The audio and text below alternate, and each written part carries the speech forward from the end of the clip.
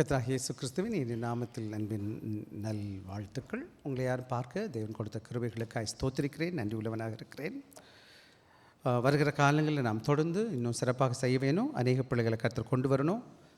தொடர்ந்து நீங்கள் மாத்திரமில்லை, மற்றவர்கள் அழைத்து வாங்க, தவறாது வாங்க. ஆண்டோடைய வேதம் அப்படி தான் நமக்கு கற்றுக் கொடுக்குது. சபை கூடி வருதல் நம்ம விட்டுவிடக்கூடாது. போன வாரம் நேற்று நான் பேசும்போது நான் சொன்னேன், தேவ பிள்ளைகள் எங்கே தான் வளர முடியும்? ஆவிக்குரிய வாழ்க்கையில் எங்கே? தேவனுடைய சமூகத்தில் தான் வளர முடியும். தேவனுடைய பிரகாரங்கள் வாசமாக இருக்கும். அப்போ தான் நான் கனி கொடுக்குறவனாய் காணப்படும்.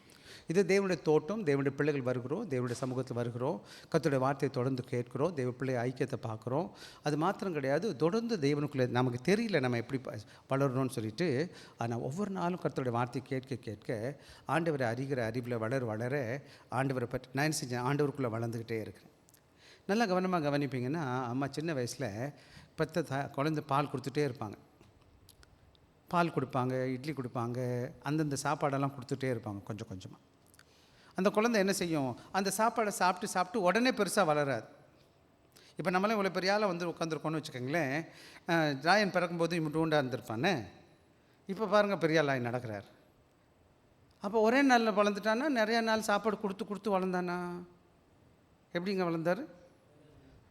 தொடர்ந்து கொஞ்சம் கொஞ்சம் சாப்பாடாக சாப்பிட்டு எல்லா விதமான உணவும் சாப்பிட்டு அந்த குழந்தை என்ன செய்யுது, அது வளருது. அதே மாதிரி தான் யாருமே ஒரே நாளில் வளரவே முடியாது. நீங்கள் ஜிம்முக்கு போகிறீங்கன்னு வச்சுக்கோங்களேன். சில வேலைகள் நீங்கள் பார்த்தீங்கன்னா, பாடி பில்டர்ஸ்லாம் பார்த்துக்கிங்களா, கைக்கெல்லாம் அப்படியே மாறி முறுக்கி கிரிக்கிட்டு இருப்பாங்க. நீங்கள் நினைக்கிறேன் ஒரே நாளில் ஜிம்முக்கு போனால் அப்படிலாம் வந்துடுமா? ஒலிம்பிக்கில் ஓடுறாரு பார்த்தீங்களா, ஒலிம்பிக்கில் ஒருத்தர் ஓடுறாருல, ப்ரைஸ் வாங்குறாருல, உடனே ஒரே நாளில் ப்ரைஸ் வாங்க முடியுமா? எல்லாத்துக்கும் தொடர்ந்து பயிற்சி செஞ்சு அதுக்கப்புறம்தான் அதெல்லாம் வர ஆரம்பிக்கும்.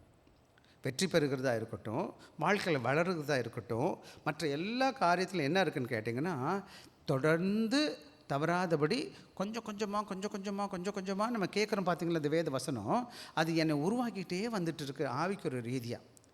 நான் 30 வருஷத்துக்கு முன்னாடி வேறு நிலையில் இருந்தேன். இப்போ தொடர்ந்து வேதத்தை வாசிக்கிறேன், கேட்க என்னோடய மனப்பக்குவம், என்னோடய ஆவிக்குரிய வளர்ச்சி, முதிர்ச்சி நான் மாறிக்கிட்டே இருக்குது. நான் மாறிக்கிட்டே இருக்கிறேன். மாறுறேன்னா ஒரு விதமான வளர்ச்சி எனக்கிட்ட ஏற்பட்டுக்கிட்டே இருக்குது. அதே போல் தான் ஒரே நாளில் வந்தோன்னே எல்லாம் நடக்கிறது கிடையாது. ஆனால் வர்றது ரொம்ப முக்கியம். அப்போ தான் ஆண்டவருக்குள்ளே நான் வளர முடியும். பக்குவமாக வளருகிற விதம், டெவலப்மெண்ட், அதில் க்ரோத்துன்னு சொல்லுவாங்க. சரியா? இன்றைக்கி நான் நிறையா காரியம் என்று சொல்லிக் கொடுக்கலாம். ஒரு பாட்டு நாங்கள் எடுத்துக்கோங்க. ஹிந்தியில் இன்றைக்கி காலையில் முத பாட்டு அல்லேலூயா ஸ்துதி பாடினீங்களே, அந்த பாட்டு எங்கே இருக்குன்னு நான் ஹிந்தியில் கற்று தரப்போகிறேன். 366 பக்கம், 367வது பக்கம் இருக்குது.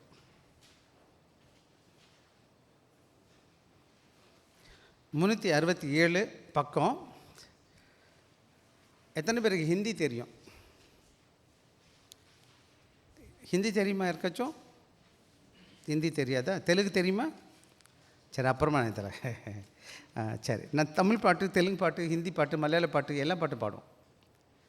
இன்றைக்கி ஹிந்தியில் ஒரே ஒரு பாட்டு சொல்ல போகிறேன். ஹிந்தி ஒரே ஒரு கோரஸ் மட்டும் கொடுங்க.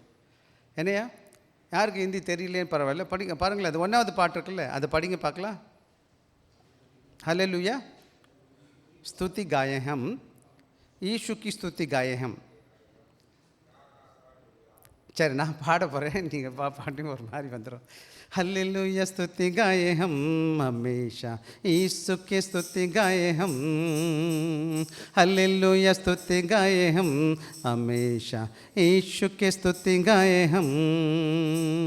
हाँ हल्लेलूया हल्लेलूया हल्लेलूया.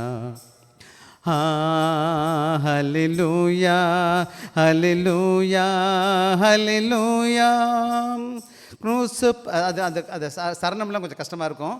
நான் கீழே 3வது சரணம். ईसु के पास आओ, मुक्ति को अपनाओ.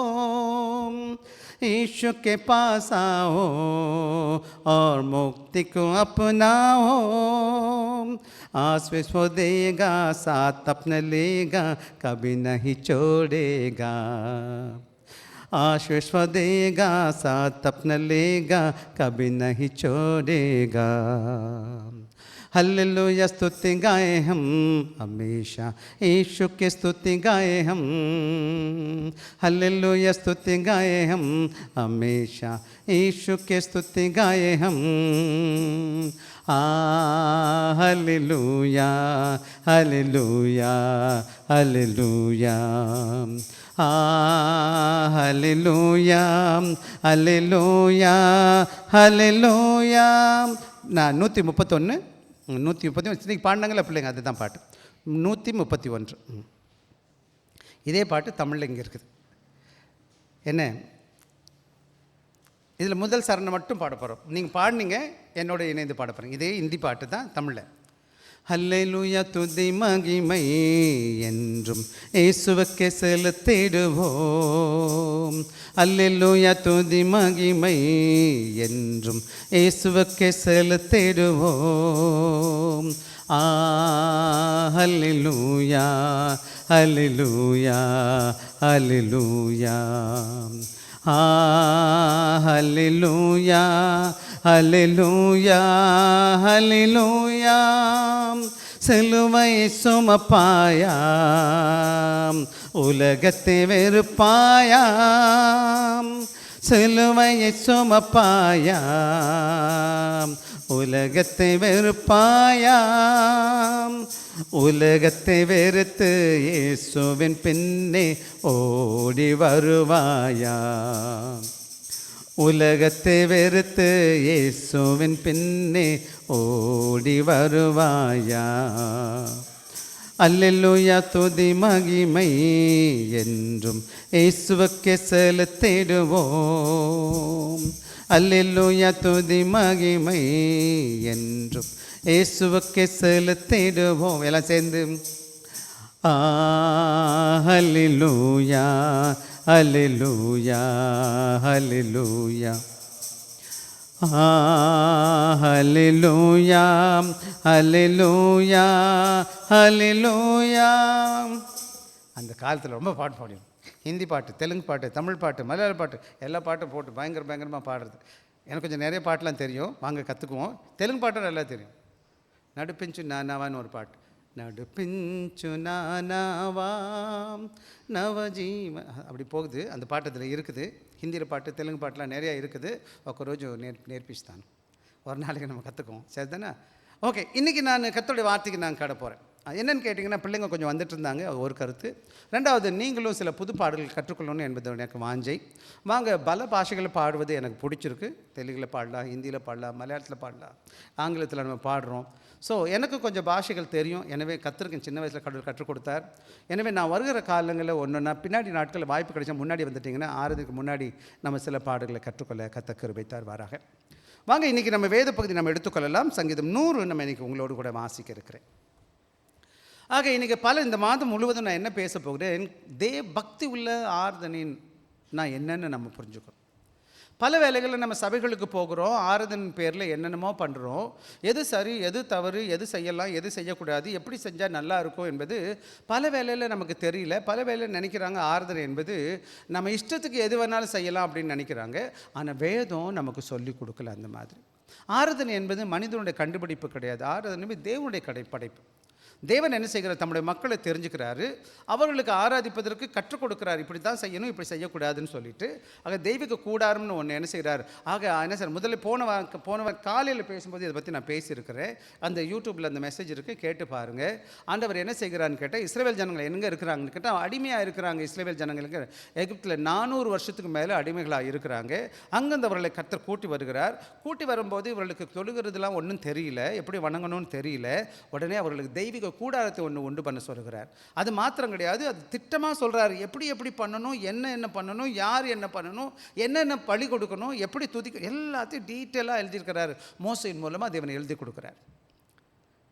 ஆக தேவாலயத்தை பார்த்தீங்கன்னா 3 இடம் காணப்படும். முதல்ல பிரகாரம் இருக்கும், அப்புறம் பரிசுத்த ஸ்தலம் இருக்கும், அப்புறம் என்னது பரிசுத்த மகா பரிசுத்த ஸ்தலம் இருக்கும். ஆக இந்த பிரகாரங்களில் மக்கள் வர முடியும். பிரதான ஆசாரிகள் என்ன செய்யும், பிரகாரங்களில் பரிசுத்த ஸ்தலத்துக்கு வர முடியும். ஆனால் மகா பரிசுத்த ஸ்தலத்துக்கு யாருமே போகக்கூடாது. அங்கே ஒரே ஒரு ஆள் மட்டும்தான் பிரதான ஆசாரியன் மட்டும்தான் போக முடியும். வருஷத்துக்கு ஒரு முறை தான் போக முடியும். நம்முடைய பாவத்தான் சுமந்துக்கிட்டு தான் போக முடியும். ஆக போன வாரம் கொஞ்சம் படம்லாம் போட்டு கூட காமிச்சேன் நான். அப்படின்னா என்ன அர்த்தம்னு கேட்டிங்கன்னா, எல்லாருக்கும் எல்லாம் கிடையாது, எது எப்படி செய்யணும்னு கடவுள் திட்டமாக சொல்லியிருந்தார். அப்போ ஆரோனுக்கு 4 குமாரர்கள் இருந்தாங்க. மூத்த குமார் 2 பேர் நாதாபு அபியூன் இருந்தாங்க. அவங்க என்ன செய்கிறாங்கன்னா, தேவனுடைய என்ன செய்கிறாங்க, தேவ சபையில் போய் தேவனுக்கு பிரியமில்லாத என்ன செய்கிற அக்கினியா என்ன செய்கிறாங்க, அவங்க கூப்பிட்றத பார்க்கலாம். தம்பிங்களா, இந்த ஸ்லைடு போயிடுச்சு தம்பிங்களா? உடனே என்ன ஆகுதுன்னு கேட்டால், உடனே தேவன் அடிக்கிறார். 2 பேரும் என்ன செய்கிறான், அங்கே தேவாலயத்திலே இறந்து போயிடறான். ஆக என்ன நடக்குதுன்னு கேட்டிங்கன்னா, பல வேலை இதுக்கு முன்னாடி ஒரு காரியம் நடக்குது. மோசே என்ன செய்கிறார், மேலே போயிருக்கிறார், மலை மேலே போயிருக்கார், ஓரேப் மேலே போயிருக்கிறாரு. அங்கே 40 நாள் காணவே காணோம். உடனே மக்கள் கீழே என்ன செய்கிறாங்க, ஒரு கன்றுக்குட்டியை வார்ப்பித்து அதை வணங்க ஆரம்பிக்கிறாங்க, குடிக்கிறாங்க, வெறிக்கிறாங்க. வேலேருந்து வர்றாரு கீழே, என்னடா சத்தம் அப்படின்னு கேட்குறாரு. என்னன்னா இவங்க வாரிக்கிறாங்க. என்னன்னு கேட்டால், அவங்களுக்குன்னு தேவனை உண்டாக்கிக்கிட்டு அவங்களுக்கு விருப்பமான காரியங்களை செஞ்சுட்டு இருக்கிறாங்க. குடிச்சு வெறிச்சு ஆடிட்டு இருக்காங்க. வர்றாரு, அந்த கன்றுக்குட்டியை உடைச்சி தண்ணியில் கலக்கி கொடுத்து 3000 பேர் அன்றைக்கி சாகுறாங்க. அந்த இதில் 3000 men. அப்படின்னா அன்றைக்கி பார்த்தீங்கன்னா தேவன் திட்டமாக சொன்னார் எப்படி தான் ஆராதிக்கணும்னு சொல்லிட்டு, இவங்க எப்படி வேணாலும் ஆராதிக்கணும்னு ஆராதித்தாங்க. எனவே நானும் நீங்கள் ரொம்ப ஜாக்கிரதையாக இருக்கணும். ஆராதனை என்பது தேவனுடையது. அது தேவனுக்கு பிரியமாக தான் ஆராதிக்கணுமே தவிர எனக்கு விருப்பமாக இல்லை என்பதை நீங்களும் நானும் நல்லா புரிஞ்சுக்கணும். சபைக்கு உரிமை இருக்க தேவனை ஆராதிப்பதற்கு. ஆனால் தேவனுக்கு ஆராதனை யாருக்கு, மகிமையும் ஆட்சியும் நிறைந்த மகா உன்னதமான ஆண்டவருக்கு தான் ஆராதிக்கணும். இரண்டாவது முக்கியமான காரியம், போன வாரம் சாயங்காலம் நான் பேசும்போது சொன்னேன், நம்முடைய ஆராதனை அஸ்திவாரம் அல்லது அடித்தளம் என்னன்னு நம்ம பேசணும். முதலாவது அது பிதாவை நோக்கி காணப்படும், திருத்துவ தேவனை குறித்ததாக இருக்கணும். இது பிதாவை கனப்படுத்துகிற மகிமைப்படுத்துகிற ஆராதனையாய் காணப்பட வேண்டும். ரெண்டாவது ஆவியில் நிறைந்தவர்களாய், ஆவிக்குள்ளான உணர்வுள்ளவர்களாய், உள்ளத்தின் ஆழத்திலிருந்து தேவனை ஆராதிக்கணும். மூணாவது என்ன பண்ணணும்னு கேட்டிங்கன்னா, உண்மையோடு கூட வேத வசனத்தை கூட வசனத்தின் உண்மையிலிருந்து ஆராதிக்கணும். எல்லாத்துக்கும் மேலே உண்மையாய் தேவனை ஆராதிக்கும்படி தேவன் அழைத்திருக்கிறார். கிறிஸ்துவின் மூலமாக மாத்திரம்தான் நான் தேவனை ஆராதிக்க முடியும். வேறு வழியே இந்த உலகத்தில் கிடையாது. There is no in between mediators சொல்லுவாங்க. இந்த உலகத்தில் யார் மூலமாக மட்டும்தான் தேவனை நோக்கி போக முடியும், கிறிஸ்துவின் மூலமாக நோக்கி மட்டும்தான் பிதாவை நோக்கி போக முடியும். ஏன்னு கேட்டால், இந்த உலகத்தில் பிதாவை வெளிப்படுத்தினது யார், எனக்கு தேவனாக இயேசு கிறிஸ்து மாத்திரம். ஆக இந்த உலகத்தில் வேறு எதுவும் சொல்கிறாங்கன்னு சொன்னால், அப்போ தேவ ஆவியானவர் எங்கே போயிட்டார்? தேவ ஆவியானவர் என்ன செய்கிறார்னு கேட்டிங்கன்னா, என்னை கிறிஸ்துவிட்ட வழி நடத்துகிறார். கிறிஸ்துவான் என்ன செய்கிறார், பிதாவை கனப்படுத்த மகிமைப்படுத்த என்னை பயன்படுத்துகிறார், எனக்கு வழி நடத்துகிறார். ஸோ என்ன, 3 பேரும் திருத்துவ தேவன் ஒன்றாக தான் இருக்கிறாங்க, இவங்க பிரிஞ்சு காணப்படலை. எனவே நீனும் நாங்களுக்கு ரொம்ப கன்ஃபியூஷன் ஆக வேண்டாம். நீங்கள் என்ன செய்கிறீங்க, பிதாவாகி தேவன் எப்போ கீழ்ப்படுறீங்க, ஆண்டவராக இயேசு கிறிஸ்துக்கு கீழ்ப்படியும் போது பிதாவை கனப்படுத்துறீங்க, பரிசுத்த ஆவியானவருக்கு கனப்படுத்துறீங்க. இதான் ரைட் போட்டோம். இன்றைக்கி நான் உங்களோடு கூட பேசும்போது, காலையில் நம்ம கேட்டோம், காலையில் லெனி அவர்கள் பேசும்போது பேசினது என்ன பேசினாரியா, காலையில் என்ன பேசினார், அதான் என்னது 2 தீமோத்தேயு கேட்கல நான், ஆறுதலின் வேதத்தின் தேவ வார்த்தையின் முக்கியத்துவத்தை பற்றி பேசணும். வேத வசனத்தில் வரும்பொழுது இந்த உலகத்தில் எல்லா தேவ திருச்சபைகளுக்கு போகும்போதும் மையம் என்ன தான் இருக்கணும், வேத வசனத்தை மட்டும்தான் மையமாக வச்சு பேசணும். வேத வசனத்தால் தான் இந்த உலகத்தை படைத்த தேவன், வேத வசனத்தின் மூலமாக இந்த உலகத்தை தம்மை வெளிப்படுத்தின தேவன், அந்த வேத வசனத்தின் தேவனாகிய கர்த்தராக இயேசு இந்த பூமியில் வார்த்தையின் தேவன் உலகில் வந்து வந்தார். அந்த வார்த்தை தான் சத்தியம், அந்த வார்த்தை சத்தியம்தான் இயேசு கிறிஸ்து. அந்த இயேசு கிறிஸ்துவின் வார்த்தையின் மையமாக வைத்து தான் இந்த தேவ திருச்சபை. இந்த வேத வசனம் எனக்கு யார் கொடுத்தா, தேவன் தம்மை வெளிப்படுத்துவதற்கு வேலை கொடுத்திருக்கிறார். எல்லாவற்றையும் வேதத்தின் வாயிலாக மட்டும்தான் செய்யணுமே தவிர. எனவே தான் தேவ திருச்சபைகள் நல்லா கவனிச்சிங்கன்னா, எந்த ஒரு திருச்சபை இருந்தாலும் ஃபைனலாக எங்கே வந்து நிற்பாங்க, வேதத்தை போதிக்கிற இடத்துக்கு வந்துடுவாங்க. ஆனால் எப்படி போதிக்கிறாங்க என்பது தான் கொஞ்சம் கேள்வி இருக்குது. உண்மையாவா பொய்யாவான்றது. சில சபைகளுக்கு முக்கியத்துவம் என்னென்ன, ஆட்டம் பாட்டம் கொண்டாட்டத்துக்கு கொண்டு தர்றாங்க. ரைட், அதை பற்றி இன்னொரு நாளைக்கு நான் பேசுகிறேன். சர்ச் வர்ஷிப் பண்ண வந்திருக்கோம், ஆராதிக்க வந்திருக்கிறோம். ஆராதனை என்பது நீங்களும் நான் எப்போவுமே புரிஞ்சுக்க வேண்டிய பாடம் என்னது, பர்ஃபார்மன்ஸ் பண்ண வரல. என்ன பண்ண வரல, பர்ஃபார்மன்ஸ் வந்திருக்கோம். ஹாலிவுட்டுக்கு என்னது கான்சர்ட் வந்திருக்கீங்களா? எத்தனை பேர் கான்சர்ட் போயிருக்கோன்னு நினைக்கிறீங்க? சபைக்கு வந்தால் கான்சர்ட் மாதிரி இருக்கணும், இசை கச்சேரி மாதிரி இருக்கணும். பாஸ்டர், இசை கச்சேரிக்கு வந்திருக்கோமா, ஆண்டவர் ஆராதிக்க வந்திருக்கிறோமா? சில சபைகள் என்ன வச்சாங்க, இசைக்கருவி வச்சுக்கிட்டு பாடல்களை போட்டுக்கிட்டு என்னமோ பண்ணுறாங்க. அது செய்யணுமா வேணாமா, எப்படி செய்யலாம், எவ்வளோ செய்யலாம் என்பது நம்ம பின்னாடி யோசிப்போம். ஆனால் இசை நல்லது. ஆனால் எதுக்கு அப்புறம்னா, இசை அதாங்க மார்ட்டின் லூத்தர் சொல்லும்போது, மியூசிக் இஸ் நெக்ஸ்ட் டு தியாலஜின்னு சொல்வார். இசைக்கு வசனத்துக்கு அப்புறமா தான் என்ன இருக்கணும், இசை வரணும். ஆனால் இசை யாரை மகிமைப்படுத்துவதற்கு, ஆண்டவரை மகிமைப்படுத்துவதாக இருக்கணும். ஆண்டவர் பிள்ளைகளை பக்தி விருத்தி அடைய செய்யணுமே தவிர எனக்கு உணர்வுக்காக சந்தோஷமாக இருக்கணும் என்பதற்காக நான் அங்கே வெளியில் நிறைய இடம் அதை பற்றி செஞ்சு அந்த மாதிரி செஞ்சுட்டு இருக்கிறாங்க.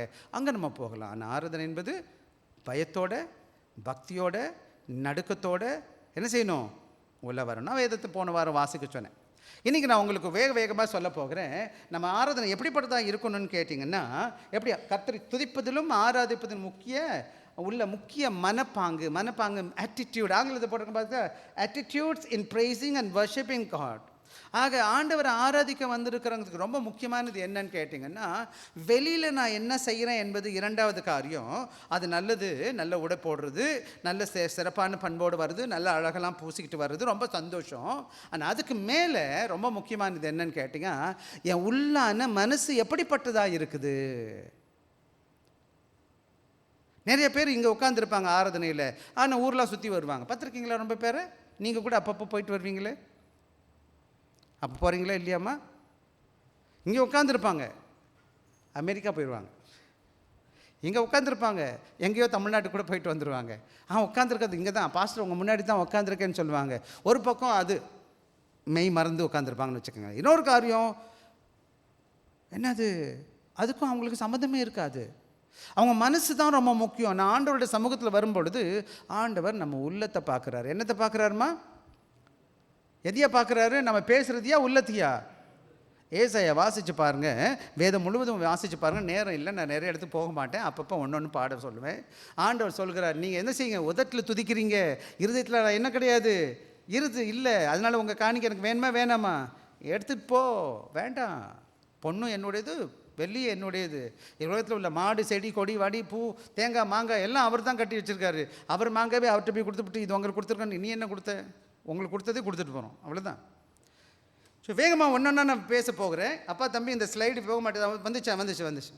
ஆக இன்றைக்கி நான் பேச போகுதுன்னு கேட்டீங்கன்னா, ஸ்லைட் நல்லா தெரியுது அவங்களுக்கு? Okay. Attitude in praising and worshipping God. ஆக இன்றைக்கி இந்த சாயங்கால வேலையில் நான் என்ன சொல்ல போகிறேன், நம்முடைய வாழ்க்கையில் அதுக்கு இடையில் இந்த வேத புத்தகத்தை திருப்பிக்கிட்டிங்கன்னா, இந்த நியூஸ் லைன் வச்சுருக்கிறேன். இந்த நியூஸ் லைனில் இன்றைக்கி என்னென்ன பிரசங்கம் பண்ண போகிறேன்னு பாயிண்ட்லாம் கொடுத்துருக்குறேன். எழுதிக்க வச்சுக்கோங்க, பார்த்துக்கோங்க. அந்த வேத வசனமும் குறித்து வச்சுக்கோங்க, ஆங்கிலத்தின் தமிழ்லையும். அது மாத்திரம் கிடையாது, என்னென்ன தலைப்பில் நான் உபதலைப்புகளை பேச போகிறேன்னு போட்டிருக்கேன். தயவுசெய்து ஒன்றுன்னா நீங்கள் பார்த்துக்கோங்க, தேவைப்படும், அது பிரயோஜனமாக இருக்கும். முதலாவது நம்ம பேசும்போது எப்போவுமே இன்ட்ரடக்ஷன் கொடுக்கறது உண்டு.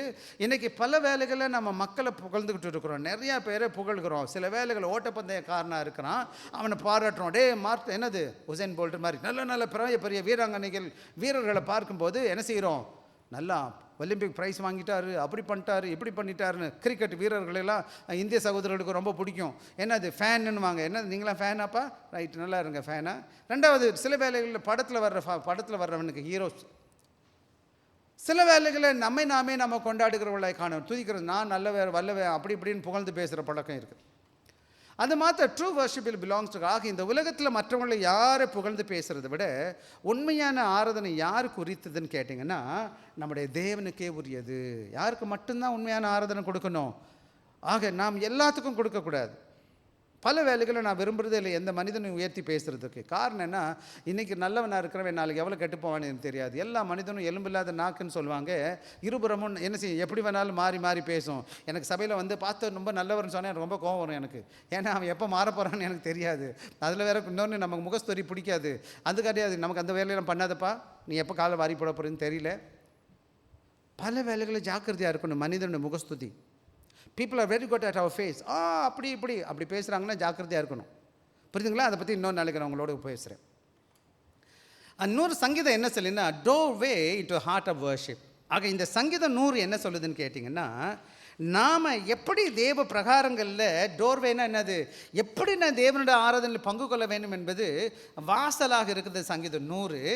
ஆக நான் என்ன செய்ய, teachers us not just what to do but how to approach God அப்படின்னு என்னது இந்த சங்கீதம் 100 என்ன சொல்லுதுன்னா, பல வேளையில் சங்கீதம் வாசிச்சிருக்கிறோம், பல முறை நம்ம பேசிச்சுட்டு இருக்கிறோம். ஆனால் இன்றைக்கி நான் ஒரு சில காரியங்கள் வேகமாக கற்றுக் கொடுக்க போகிறேன். இந்த சங்கீதம் எனக்கு என்ன கற்றுக் கொடுக்குதுன்னா, நான் என்ன ஆண்டவர் சமூகத்தில் செய்வேன் என்பது முக்கியம் கிடையாது, நான் எப்படி செய்ய போகிறேன். It's not what I do but what to do, but more than that how do I two.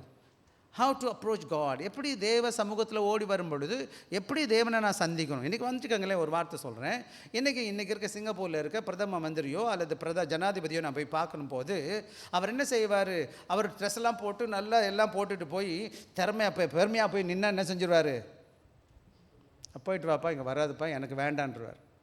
அதே சமயம் நல்ல உடையெல்லாம் அணிஞ்சு 10 ரூபா போய் தாழ்மையாக போகும்போது நம்மளுக்கு கொஞ்சம் மரியாதை கொடுப்பாங்க, கொஞ்சம் நல்லவனாக இருக்கான, வர்றாப்பா. கடவுள் சமூகத்தில் உங்கள் உடையை பார்க்கல ஆண்டவர். உங்கள் வாழ்க்கையில் வெளியில் என்னென்ன செய்கிறீங்க என்பதை ஆண்டவர் பார்க்கல. நம்ம போன வாரம் என்ன சொன்னோம், காயினும் ஆபேல் என்ன செஞ்சான், காயினும் காணிக்க கொண்டு வந்தான், ஆபேலும் காணிக்க கொண்டு வந்தான். 2 பேரும் தேவ சமூகத்தில் கொண்டு வந்து என்ன செய்யறாங்க, காணிக்கை வைக்கிறாங்க. ஆனால் ஒருத்தன் காணிக்கை ஆண்டவர் ஏற்றுக்கிட்டாரு, இன்னொருத்தன் காணியை ஏற்றுக்கொள்ளலை. காரணம் என்னன்னு கேட்டிங்கன்னா, காணிக்கை தங்கமா வெள்ளியா என்பதில் இல்லை, காணிக்கை கொடுத்தவன் மனசில் இருந்துச்சு. என்னதுமா இருந்துச்சு? கொடுத்தவன் எப்படி கொடுத்தான், மனசார விசுவாசத்தோடு ஆண்டவரை கனப்படுத்துகிறதா அந்த ஆணிக்கை கொடுத்தான். அதே போல் தான் நம்ம ஆராதனைக்கு வரும்பொழுது என்னுடைய மனசு ரொம்ப முக்கியம். பாஸ்டர் கூப்பிட்டாரு, அவர் சொன்னார், இவர் சொன்னார், வரக்கூடாது. என்னுடைய ஆண்டவரை நான் சந்திப்பதற்கு வருகிறேன், ஆண்டவரை பார்க்கறதுக்கு வருகிறேன், ஆண்டவர் கொடுத்த நன்மையான காரியங்களுக்கு நன்றி செலுத்த கடந்து வந்திருக்கிறேன். ஒவ்வொரு வாரமும் தேவன் இந்த நாளை இந்த நாள் என்னமா சொல்கிறோம் ஆங்கிலத்தில், தமிழில் என்ன சொல்லுவோம், இந்த நாள் ஞாயிற்றுக்கிழமையே ஓய்வு நாள் சொல்கிறோம். வேறு என்னமா சொல்கிறோம், பழைய ஏற்பாட்டில் ஓய்வு நாள், புதிய ஏற்பாட்டில் என்ன சொல்கிறோம், என்ன சொல்லுங்கள், சத்தமாக சொல்லுங்கள், கர்த்தருடைய நாள். சொல்லுங்கள் பார்க்கலாம், என்ன நாள் இது? இங்கிலீஷில் நினச்சோம் லார்ட்ஸ் டே. என்ன சொல்லணும், இந்த லார்ட்ஸ் டே யாருக்குடையது? கர்த்தருடைய நாள். யாருக்கு கொடுக்கணும்? இது இல்லையே, நான் அன்றைக்கி தான் விழுந்து துணி துவைக்கிறேனே, அன்றைக்கி தான் என் ஃப்ரெண்டு ஏர்போர்ட்டில் எதுக்கு அனுப்ப போகிறேன், என் ஃப்ரெண்டை போய் ஏர்போர்ட்டில் ஏற்றிட்டு வரேன் பாஸ்டர். யாருக்கு? ஃப்ரெண்டு டெய்லியாக வர்றாரு, அவர் பாட்டு போகிறாரு. அவருக்கு என்ன ஏரோப்ளைன் தெரியாத மாதிரியும் ஏர்போர்ட் போகாத மாதிரியும் சொல்லிக்கிட்டு இவர் போனால் தான் ஏரோப்ளைனை விடுவாமாற. தப்பாக எடுத்துக்காதீங்க, நீங்கள் எப்படிப்பட்டவங்களே தெரியாது. ஞாயிற்றுக்கிழமை கூப்பிட்டா நான் போகிறதே கிடையாது எதுக்கும். கல்யாணம் வச்சுருந்தா கூட போக மாட்டேன். அப்படியே என்னை கூப்பிட்டா கூட எப்போ திரும்ப வந்துடுமே, 9:30 மணிக்கு மேலே ராத்திரி. எனக்கு இங்கே சிங்கப்பூரில் இந்த சபையில் ஒரு டீக்கன் இருந்தார். அவர் பொண்ணுக்கு கல்யாணம் வச்சுட்டார். டீக்கனுக்கு ஞாயிற்றுக்கிழமை பொண்ணுக்கு கல்யாணம். எத்தனை மணிக்கு போயிருப்பேன்னு நீங்கள் நினைக்கிறீங்க? நான் சொல்லிட்டேன், ஐயா அது முதலே சொல்லிட்டேன், நல்ல வேலை. அப்புறம் காலையில் சர்வீஸ், சாயங்கால சர்வீஸ் இருக்குது, எப்படி நான் போகிறது? சண்டேயில் இந்த நாளில் எனக்கு கடவுளுக்கு பிரியமில்லாத காரியத்தை செய்ய மாட்டேன், கடவுளை விட்டுட்டு எந்த வேலையும் செய்யறதில்லை, அது எனக்கு தீர்மானம். நீங்கள் என்ன கூப்பிட்டாலும் நான் வரமாட்டேன், நீங்கள் என்ன வேணாலும் வச்சுக்கோங்க, போங்க. நல்ல வேலை அவங்க தெரிஞ்சுக்கிட்டாங்க, இந்த பாஸ்டர் வரமாட்டார், கூப்பிடாத. என் மேலே கோவப்படலை. நான் சொல்லிட்டேன்ல முதலையே, பாஸ்டர் ஐயா சாரி. அவர் வந்து கட்டில் வச்சார், இந்த கார்டு கொடுத்தார். ஐயா நன்றி ஐயா, நான் உங்களுக்காக ஜெபிக்கிறேன், உங்கள் மக கல்யாணத்துக்காக ஜெபிக்கிறேன். ஆனால் ஒரே ஒரு பிரச்சனை இருக்குது. என்னது? ஞாயிற்றுக்கிழமை வச்சுட்டீங்க, காலையில் என்னால் வர முடியாது, சர்வீஸ் இருக்குது. சாயங்காலம் 7 மணி 8 மாதிரி தான் சர்வீஸ் தொடங்குது. 7 மணிலேருந்து 8:30 9 ஆகிடும் என் சர்வீஸ் முடிக்கு. 9 மணிக்கு முடிச்சுட்டு என்ன செய்கிறேன், நான் வர்றேன். அப்புறம் என்ன பண்ண தெரியுமா, அப்புறமா எல்லாம் சர்வீஸ் முடிச்சுட்டு ஒரு டாக்ஸி பிடிச்சி டோர்னு சச்சேன். எங்கே போயிட்டேன்? தேக்கா எங்கே இருந்தது? கல்சான்னு ஒரு இடம் இருந்துச்சு. கல்சா தெரியுமா? ஒரு சிலருக்கு தெரியும் கல்சா. அங்கே தான் நடந்துச்சு. கல்யாணம் போய் வச்சுட்டு கதை தோத்துறேன். ஐயா சாப்பிட்டீங்களா? சாப்பிட்டுட்டு வந்துடுறேன். கர்த்தருடைய நாள். யாருடைய நாள் இது? கடவுளுக்கு பிரியமில்லாத நாளில், அந்த நாளில் கடவுளுடைய சமூகத்துக்கு வராமல் எந்த வேலையும் செய்யக்கூடாது. இன்றைக்கி கூட இஸ்ரேலில் போனீங்கன்னா ஜெருசலேம்னு ஒரு பட்டணம் இருக்குது.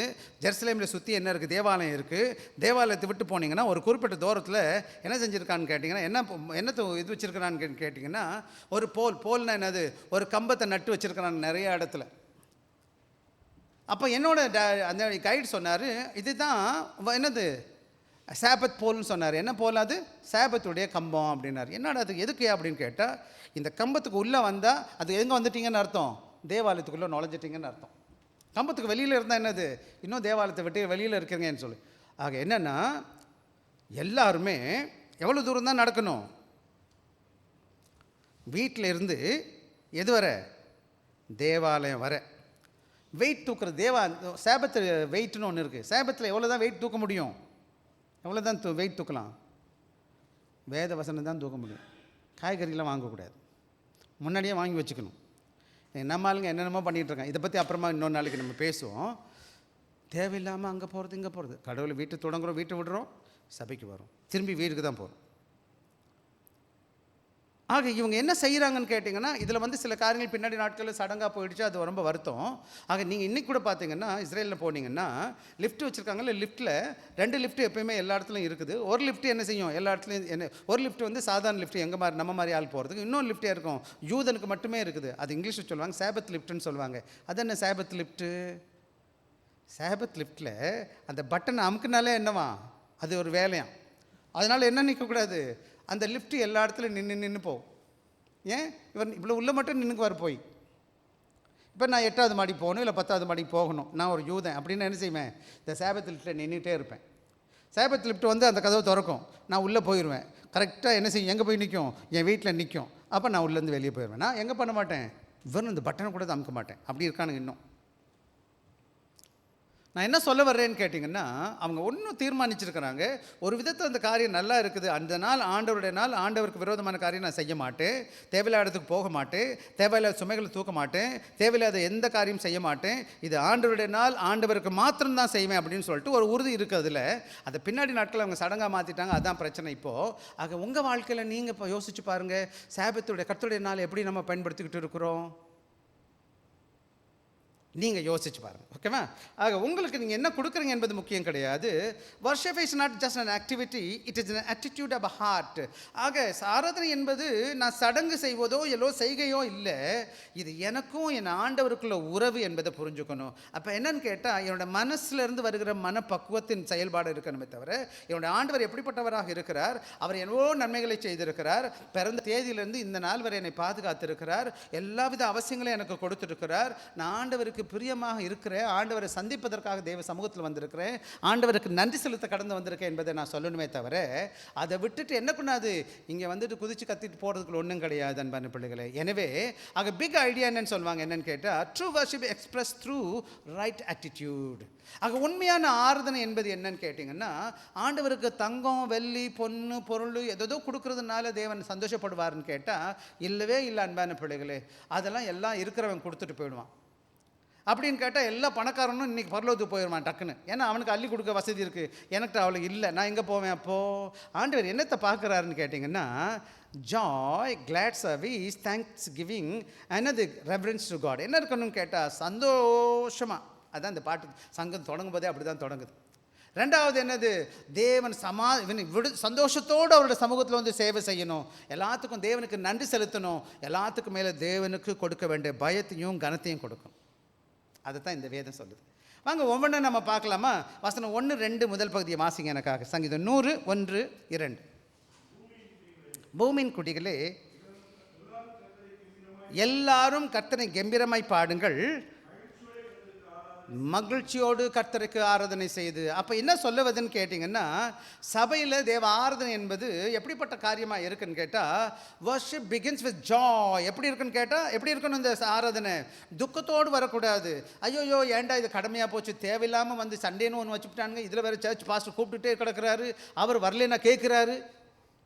நீங்கள் எப்படி வர்றீங்கன்னு எனக்கு தெரியல. கொஞ்சம் பேர் பாஸ்டர் எதுவும் சொல்லிடுவார்னு வந்தீங்கன்னா, தெரியல அப்படி சொன்னது தப்பான்னு ரைட்டான்னு. என்னோடய கடமை என் மகனாக இருக்கீங்க, சகோதரனாக கூப்பிட்றது. ஐயா எங்கப்பா போயிட்டீங்க, நல்லா இருக்கீங்களாப்பா, உடம்பு முடியலையாப்பா, நான் விசாரிக்கிறது என்னோடய கடமை, ஒரு சகப்பனா ஒரு மந்தை மேய்ப்பனா. ஆனால் நீங்கள் எப்படி வர்றது என்பது முக்கியம். என்னன்னு கேட்டிங்கன்னா, சந்தோஷமாக தேவ சமூகத்தில் வரணும். சங்கீதம் 122, 1 வாசிக்கிறேன் பார்க்கலாம் எனக்காக. நான் சங்கீதம் 122.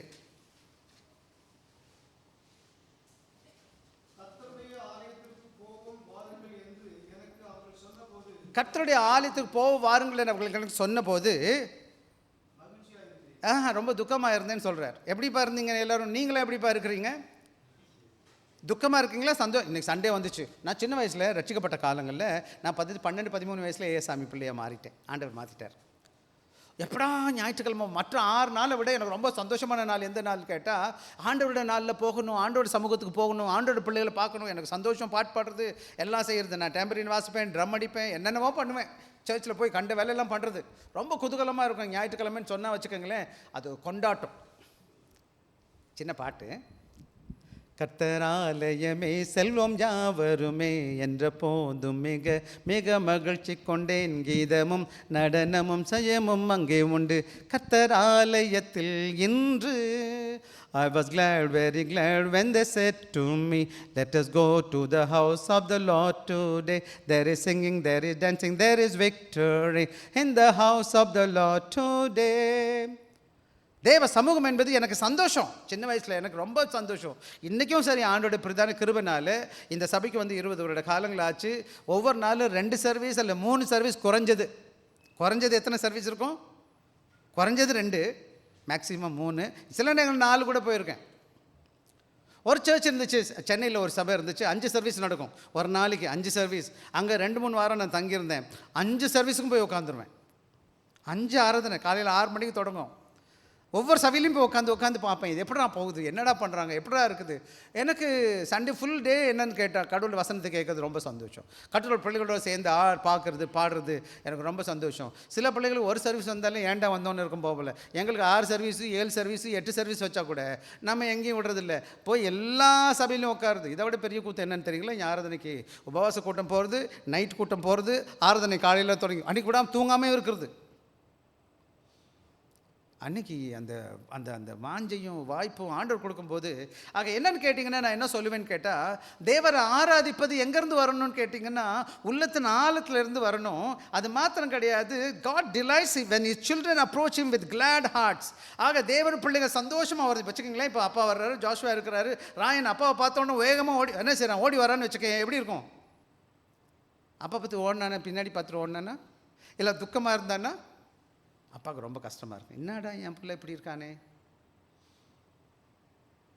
இன்னைக்கு கடவுள் பிள்ளைங்க எப்படி சபைக்கு வர்றீங்கன்னு எனக்கு தெரியல. கடவுள் உங்களை ரட்சித்திருக்கிறார், அவரோட பிள்ளையாக மாற்றிருக்கிறார், இந்த உலகத்தின் சகல விதமான ஆசீர்வாதங்களை கொடுத்திருக்கிறார். எல்லாத்துக்கும் மேலே நான் இன்னைக்கு ஆண்டோட சமூகத்தில் வந்திருக்கிற தேவன் ஆராதிப்பதற்கு. ஆக எனக்கு உள்ளத்தில் சந்தோஷம் இருக்கா, கலகலன்னு இருக்கிறேன்னா, துக்கமாக இருக்கிறேன்னா? ஆக joyful worship brings us our salvation. ஏன் நான் சந்தோஷமாக இருக்கிறேன்னா, என்னை ஆண்டவர் ரட்சித்திருக்கிறார், என்னை மீட்டிருக்கிறார். நான் இன்னும் பாவத்துக்கு அடிமையாக இல்லை, நான் யாருக்கும் பிசாசுக்கு அடிமையாக கிடையாது. நான் ஆண்டோட மகனாக இருக்கிறேன், மகளாக இருக்கிறேன். எனக்கு தங்க வேணாம், வெள்ளி வேணாம், ஏழ்மையாக இருந்தால் கூட பல வேளைகள் இந்தியாவில் நான் ஊழியத்துக்கு போயிருக்கிற ஸ்லம்மில் நான் போவேன். ஸ்லம்னு சொன்னால் இந்த சேரி பகுதிக்கெலாம் போவேன். அந்த ஜனங்களை நான் பார்த்துருக்கேன். வீடு இல்லை, வீடு இல்லை, தர சரியாக இல்லை, வேலை இல்லை, பொன் பொருள் ஒன்றும் இல்லை, சின்ன வீட்டில் தங்கியிருப்பாங்க. ஆனால் உள்ளே போனோன்னா அவ்வளோ சந்தோஷமாக இருப்பாங்க. என்னென்ன வீட்டுனாலையா, தங்கத்தினாலையா, வெள்ளினாலையா, இத்தனைக்கு வீட்டு வேலை பார்ப்பாங்க அந்த அம்மாமாருங்களாம். ஆனால் என்னத்தில் சந்தோஷமாக இருக்காங்க? ஆண்டோட பிள்ளை, ஆண்டோட மக, ஆண்டவர் ரட்சித்திருக்கிறார் என்பதனால். ஆக இன்றைக்கி நீங்களும் நான் என்ன செய்கிற வாசிக்கலாம் எனக்காக. 2 சாமுவேல் 6வது அதிகாரம் 14-15. தாவீது என்ன செய்கிறாரான்னு கேட்டிங்கன்னா, அவர் என்ன செய்கிறார் தேவ சமூகத்தில், அதாவது அவங்க என்ன செய்கிறாங்க, உடன்படிக்கை தூக்கிட்டு வரும்பொழுது என்ன செய்கிறார், அவர் ஆடுறாருன்னு பார்க்குறோம். வாசிப்போம் எனக்காக. தாவீது சணல் ஏபோத்தை தரித்து கொண்டு தன் முழு பலத்தோடும் கர்த்தருக்கு முன்பாக நடனம் பண்ணினான். அப்படியே தாவீதும் அனைவரும்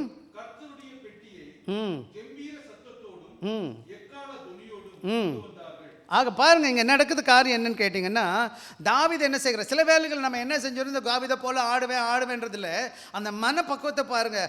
ஆடல் என்பது துள்ளி குதிக்கிறது, ரோட்டில் கத்துறது இல்லை. இப்போ சபையில் அப்படி செய்கிறது கிடையாது. காரணம் என்னன்னு கேட்டால், நிறைய பேர் வந்திருக்கிறோம், எல்லாருக்கும் ஒரு டெக்கோரம் சொல்லுவாங்க, ஒரு அமைப்பு இருக்கணும், ஒரு கீழ்ப்படிதல் ஒழுங்கு இருக்கணும். அவர் உள்ளத்தின் ஆழத்திலிருந்து சந்தோஷத்தோட, கம்பீரத்தோட, பக்தியோட பாடுறாங்க. அது சந்தோஷத்தினால வந்த காரியம். ஆக he worshipped with joy even when others misunderstood. சில வேளைகளில் மக்கத்தில் இருந்தவங்களாம் இன்னொன்று அவங்க மனைவி இருக்கிறான் மாக்கான்னு, அவள் கூட பார்த்து என்னடா அவன் ராஜா இப்படி ஆடுறான்னு. அவன் யாருன்னு கேட்டால் அந்த நாட்டு ராஜாவாக இருக்கிறான். ராஜாவாக இருக்கும்போது கூட என்ன செய்யல, அவன் துக்கப்படலை, ரோட்டில் நிற்கிறான். சணல் ஏபோத்துனா என்ன, ஆல்மோஸ்ட் குறைந்த ட்ரெஸ்ஸை போட்டுட்டு ஆடி இருக்கான். நிறைய ட்ரெஸ்லாம் ஃபுல் கவர் பண்ணலை. ஆக நான் இந்த வேலையில் சொல்கிற காரியம் என்னன்னு கேட்டீங்க நண்பன சகோதரனே சகோதரியே, நான் எப்படிப்பட்ட சந்தோஷமான ஆராதனைக்கு கடந்து வந்திருக்கிறேன். என் சந்தோஷம், என்னோட ஆராதனையின் வெளிப்பாடு சந்தோஷமாக தேவனை துதிப்பதற்கு வந்திருக்கிறேன்னா, இல்லை மனப்பக்குவம் இல்லை, ஐயோ என்னடா வந்துட்டேன், கடமைக்காக வந்திருக்கிறீங்களா என்பதை அப்போ கேட்கணும். Serve God with cheerful spirit அப்படின்னு அது உள்ளத்தில் குதூகலத்தோடு. நிறைய பாட்டு இருக்குது, எனக்கு நேரம் இல்லை சொல்லிக் கொடுக்குறதுக்கு. ஆக வருகிற காலங்களை வாங்க நான் கற்றுத்தாரேன். ஒன்று மட்டும் புரிஞ்சுக்குங்க, அவங்க ஆராதனை என்பது வெள்ளியரங்கமான வேஷம் கிடையாது. உள்ளத்தில் அந்த குதூகலத்தோடு கொண்டாட்டத்தோடு வரணும். அது தேவன் கொடுக்குற ரட்சிப்பின் ரட்சிப்பினால் வரணும். வேறு தங்கத்தினால் வேறு எந்ததுனால் வரக்கூடாது. நேரம் இல்லை, அதனால் வேகமாக அடுத்த கதைக்கு போயிடுவோமா? வாங்க 2வது வசனத்துக்கு 2a. அதனால் கிரட்ஜிங் டியூட்டின்னு சொன்ன கடமைக்காக செய்யாதீங்க தயவுசெய்து. அப்போ worship with singing and fellowship 2b வாசிங்க. அதே 2வது அதிகாரம், அதாவது 100வது வசனம், 100வது சங்கீதம் 100 2வது பகுதியில் 2வது வசனம் 2வது பகுதி வாசிங்க. ஆனந்த சத்தத்தோடு அவர் சன்னதி முன் எப்படி வரணும்னு கேட்டிங்கன்னா, 2 காரியத்தை இங்கே நம்ம பார்க்குறோம். Come into his presence with singing. எப்படி வரணும்? அவரோட பிரகாரங்களை வரணும். சில வேலை நான் வீட்டில் கூட பாடலாம், சில வேலையில் வெளியே எங்கேயும் போய் பாடலாம். ஆனால் எங்கே வந்து பாட சொல்லுதுன்னு கேட்டால், அவரோட பிரகாரங்கள் எங்கே வந்து பாடணுமா? அவரோட ஆராதனை எங்கே இருக்குது? எங்கே அவருடைய பிள்ளைகள் இருக்கிறாங்க, எங்கே அவருடைய பிரசனை இருக்குது, எங்கே நான் அவரை உணர முடியும். என் வீட்லேயும் செய்யலாம், தனியாக இருக்கும்போது தவறு கிடையாது, செஞ்சுக்கங்க. ஆனால் தேவனுடைய பிரகாரங்கள் எங்கே வரணுமா? அங்கே போட்டிருக்க அந்த வசனம் அவருடைய சந்நிதியில் வரணும். வேதத்தில் ரொம்ப முக்கியமாக பேசுது, பல விசேஷமாக பழைய ஏற்பாட்டில் நல்லா கவனமாக கவனிச்சிங்கன்னா, ஆண்டவ ஆராதனை என்பது எங்கே இருக்குதுன்னு கேட்டால் அவருடைய பிள்ளைகள் சந்நிதி என்பது நல்லா புரிஞ்சுக்கணும். பில்டிங் கிடையாது, வீடு கிடையாது. எங்கே பிள்ளைகள் கூடி வருகிறார்களோ 2 அல்லது 3 பேர், அப்படி வேதம் சொல்லுது. அவர்கள் ஒன்று கூடி வரும்போது அங்கே யார் வருகிறா? அவருடைய சந்நிதி வருது, அவருடைய பிரசன்ன வருது என்பான பிள்ளைகளே. அங்கே அவர் வருகிறவராக இருக்கிறார். என்னன்னு கேட்டிங்கன்னா, singing in not music is a prayer and praise in melody. ஆக பாடல் என்ன செய்யணும்? வந்து கூடி வந்து என்ன பண்ணணும்னு கேட்டால் என்ன பண்ணணுங்க? என்ன பண்ணணுமாங்க தம்பி? அந்த வசனம் சொல்லுது, அவர் கர்த்தர் ஆனந்த சத்தம்னா என்னன்னு கேட்டால் இது பாட்டு. ஆண்டவரை துதித்து பாடுறது, சத்தத்தோடு பாடுறது. வீட்டில் இருக்கும்போது தனியாக பாடுங்க, சத்தம் இல்லாமல் பாடுங்க, பரவாயில்லை. சில வேலைகள் நீங்கள் பாடும்போது நான் கவனிக்கிறேன், கவனமாக கவனிச்சிங்கன்னா, சில பேர் வாயை திறக்கிறது இல்லைப்பா, கொலைக்கட்டை வச்சுருக்குறாங்கன்னு சொல்லுவாங்க. வாயை திறந்து பாடுறதே கிடையாது. இதை விட நான் இங்கே நின்று நடத்துகிறேன்னா நான் ஒவ்வொருத்தர் வாயை பார்த்துட்ருப்பேன். விசேஷமாக சின்ன பிள்ளைங்களை ரொம்ப கவனமாக கவனிப்பேன். எல்லோரையும் நான் கவனிப்பேன், நீங்கள் பாடுறீங்களா இல்லையான்னு. இன்றைக்கி ஃபேஷன் ஆகிடுச்சு. ஃபேஷன் என்ன தெரியுமா உங்களுக்கு? பாடாமல் இருக்கிறது ஃபேஷன். அங்கே வந்து நிறைய பேர் நிற்பாங்க, இதில் முன்னாடி இருக்கணும், அவங்க மட்டும்தான் பாடுவாங்க. சபை முழுவதுமாக பாடணும். பாட்டு தெரியலன்னா ட்ரை பண்ணணும் பாட்டை கற்றுக்கிறதுக்கு. பாட்டை நீங்கள் எல்லோரும் இசைவாக பாடணும், இணைந்து பாடணும், எல்லாத்தையும் உணர்ந்து பாடணும். ஏன் அதுன்னு கேட்டிங்கன்னா, என்னுடைய ஆண்டவரை நான் துதித்து பாடுகிறேன். மெலடியில் என்ன மெலடினா என்னது? ராகத்தோடு கூட பாடுகிறேன், இசையோடு பாடுகிறேன். எதுக்கு நான் பாடுறேன் அப்படின்னு கேட்டிங்கன்னா, ஆண்டவரை நான் கனப்படுத்துவதற்காக பாடிட்டுருக்கேன். அது வெறும் சத்தம் கிடையாது, வெறும் இசை கிடையாது. இசைக்கு முன்னாடி வார்த்தை இருக்குது. அந்த வார்த்தை தேவனுடையதாக இருக்குது. அந்த வார்த்தை என் உணர்வின் வெளிப்பாடாக இருக்குது. நான் எந்த அளவுக்கு தேவனை மதிப்பு கனப்படுத்துகிறேன் என்பதை வெளிப்படுத்த அன்பான பிள்ளைகள். எனவே worship is also communal. அப்படின்னா அது தேவ ஆராதனையில் நான் துதித்து பாடுகிறது மாத்திரம் கிடையாது, நான் ஒன்று கூடி பாடுறேன். ஒரு ஆள் மட்டும் கத்தல. எத்தனை பேர் பாடுறோம்? நம்ம எல்லாரும் எத்தனை பேர் இருக்கோம்? அத்தனை பேரும் இணைந்து பாடும்போது எப்படி இருக்கும்? சின்ன வயசில் நல்லா பாடுவோம், கத்தி கத்தி பாடுவோம். எங்கள் சத்தம் என்ன வானத்துக்கு மேலே கூட போயிடும், தொட்டு கூரையை கிச்சிட்டு போயிடும், அப்படி சொல்லுவோம். நம்ம நல்லா சந்தோஷமாக உற்சாகமாக பாடுவோம் பிள்ளைங்கள்லாம் சேர்ந்துட்டு. இன்னைக்கு இருக்க பிள்ளைங்க பாட்டே வாய் திறக்க மாட்டேங்குதுங்க. கேட்டால் தெரியலன்னு சொல்லுதுங்க, கேட்டால் ஆங்கிலம் தெரியலன்னு சொல்லு, தமிழ் தெரியல, சரி இங்கிலீஷில் பாடுறான்னா அதுவும் தெரியல. என்னன்னு தம்பிங்களா, எனக்கு ஆங்கிலமும் தெரியாது, தமிழும் தெரியாது, ஹிந்தியும் தெரியாது, ஒன்றுமே தெரியாது. ஒன்று தான் பாட்டு பாடி பாடி கற்றுக்கிட்டோம். நான் ஓரளவுக்கு நான் கொஞ்சம் பாஷை பேசுகிறேன். எங்கேருந்து கற்றுக்கிட்டேன்? தெலுங்கு கூட நல்லா பேசுவேன், கொஞ்சம் மலையாளம் பேசுவேன், ஹிந்தி ஓரளவுக்கு பேசுவேன். ஹிந்தியில் தான் பாட்டு பாடுறது. முக்தி திலாயே சுண்ணாம், அது நிறைய பாட்டு நான் பாடிடுவேன். நான் நாளைக்கு எனக்கு கற்றுத்தாரேன். நாங்கள் எல்லோரும் கூட சேர்ந்து பாடுவோம். பாஷையை கற்றுக்கிறதுக்கு டெக்னிக் என்னன்னு கேட்டால், ஒன்று கடவுளோட வார்த்தையை பாடி துதித்து பாடும்போது, வெவ்வேறு பாஷைகளை பாடும்போது, அது மாத்திரம் கிடையாது. We come together God's people, not individually. எல்லாரும் இணைந்து வருகிறப்ப. ஏன் நம்ம எல்லாம் ஒரு நாள் இங்கே கூடி வரணும்? நான் வீட்டில் கூட வச்சுருக்கலாமே. ஆண்டோட பிள்ளைகள் ஒன்று கூடி வரும்போது தான் அவரோட பிரசனை இருக்குது, அவரை துதிக்கிற இடமாகுது. இங்கே பாருங்களேன், இது அழகான இடம் நமக்கு எல்லோரும் கொடுத்துருக்கு. ஏர் கண்டிஷன் போட்டிருக்கு, லைட்டை போட்டிருக்கு, ஒரு ஊழியக்காரரை வச்சுருக்குறாங்க உங்களுக்கு பிரசங்கம் பண்ணுறதுக்கு, எல்லாம் சேர்ந்து பாடுறதுக்கு எல்லா வசதி வாய்ப்பு வச்சுருக்குது. நம்ம எல்லோரும் சந்தோஷமாக வரணும். ஆண்டவரை துதித்து புகழ்ந்து பாடுவதற்கு கடவுள் வாய்ப்பு கொடுத்துருக்கிறார். எனவே நான் என்ன செய்யணும்? தனியாக இல்லை, சபை ஆராதனை என்பது நம்ம எல்லாம் இணைந்து வரணும், எல்லாம் சந்தோஷத்தோடு வரணும், எல்லாம் இணைந்து சந்தோஷமாக என்ன செய்யணும்? பாடணும். Song of faith reminds us God's promises and encourage one another. ஆக இந்த விசுவாசம், இந்த பாடல் இப்போ கூட நிறைய பாட்டு பாடினீங்க இல்லையா? இந்த பாட்டு என்ன சொல்லுதுன்னா, முக்தி திலாய். அதாவது நிறைய பாட்டு இருக்குது. நீங்கள் ஒரு சில பாட்டு பாடும்போது அது தேவனுடைய வாக்கு தத்தத்தை வெளிப்படுத்துக்குது. அது மாத்திரம் கிடையாது, நம்மளை ஒவ்வொருத்தருக்கும் உற்சாகப்படுத்துது. சில பாட்டெல்லாம் பார்த்தீங்கன்னா நம்ம படிக்கும்போது அது நம்மளோடு கூட பேசும். ஆண்டோட வார்த்தை மூலமாக பேசாதா? சில வேளை அந்த பார்த்து நம்ம ஆண்டோட சொல்கிற மாதிரி இருக்கும், பிரசங்கம் ஜெபம் பண்ணுற மாதிரி இருக்கும். சில வேளை அந்த வார்த்தை என்னை உற்சாகப்படுத்தும். பார்த்துருக்கீங்களா ஐயா? ஆக இது என்ன செய்யுதுன்னு கேட்டால், ஆண்டவருடைய பிள்ளைகளுடைய விசுவாசத்தை என்ன செய்யுது? ஊக்குவிக்குது. அது மாத்திரம் கிடையாது, அந்த நினைவுபடுத்துது என்னுடைய ஆண்டவர் எப்படிப்பட்டவர்னு சொல்லிட்டு. இப்படி சொல்லி பார்த்தேன், மகிமையும் மாட்சியும் நிறைந்தவரே ஆண்டவர், மகிமையும் மாட்சியும் நிறைந்தவராக இருக்கிறார். ஆக இந்த மாதிரி நிறைய காரியம் பவுலும் சீலாவும் வாசனத்தை வாசிக்கலாம் எனக்காக. அப்போஸ்தலர் 16வது அதிகாரம் 25வது வசனம் வேகமாக வாசிங்க எனக்கு. எழுது.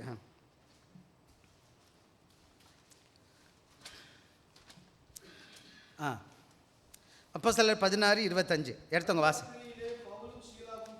அன்று ராத்திரியிலே பவுலும் சீலாவும் ஜெபம் பண்ணி தேவனை துதித்து பாடினார்கள், கேட்டுக்கொண்டிருந்தார்கள். சடுதி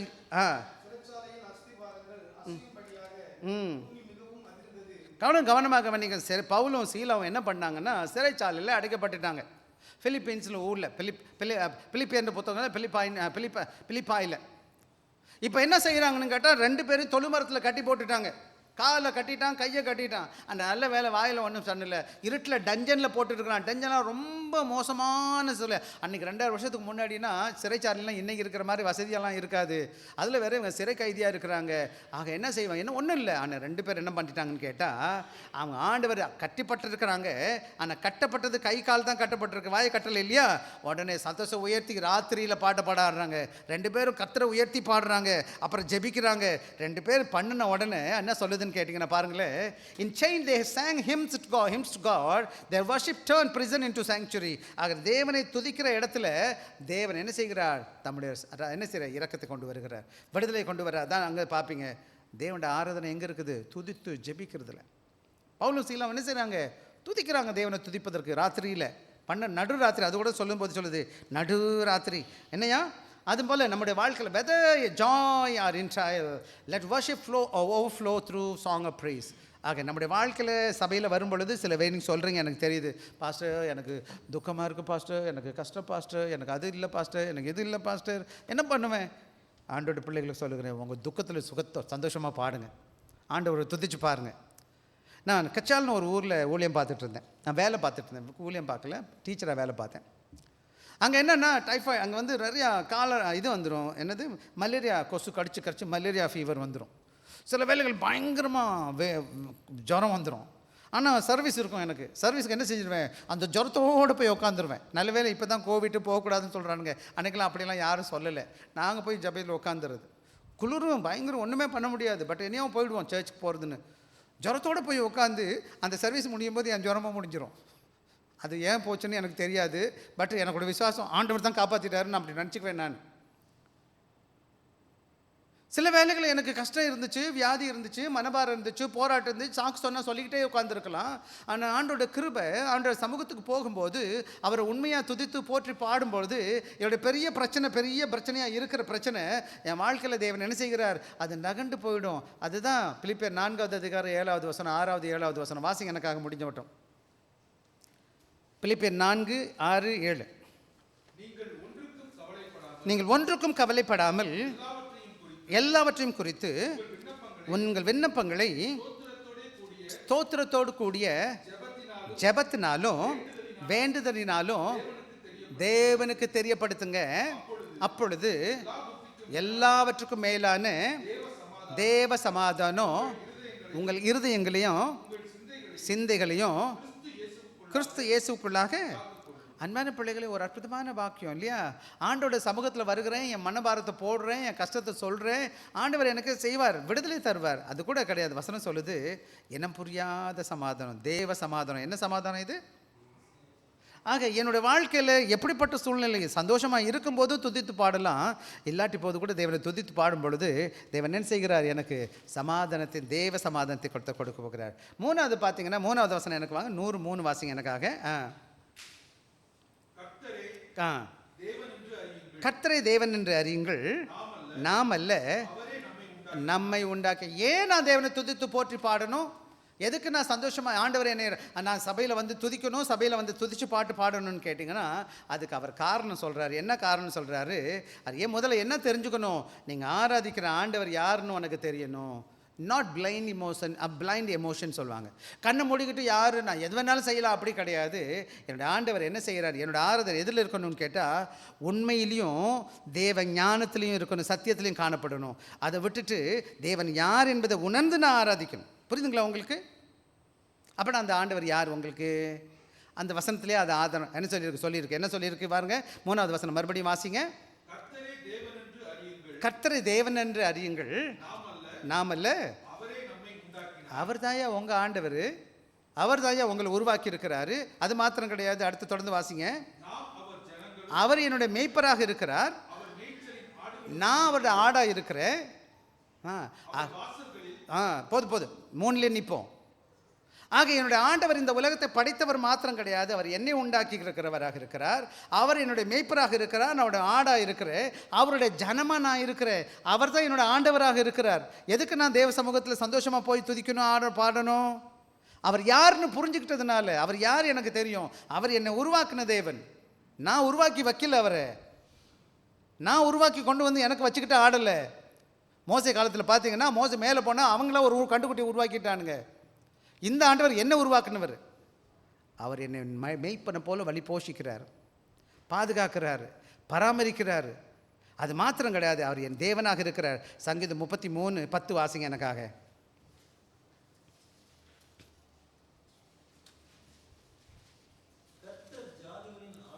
12 வாசிங்க.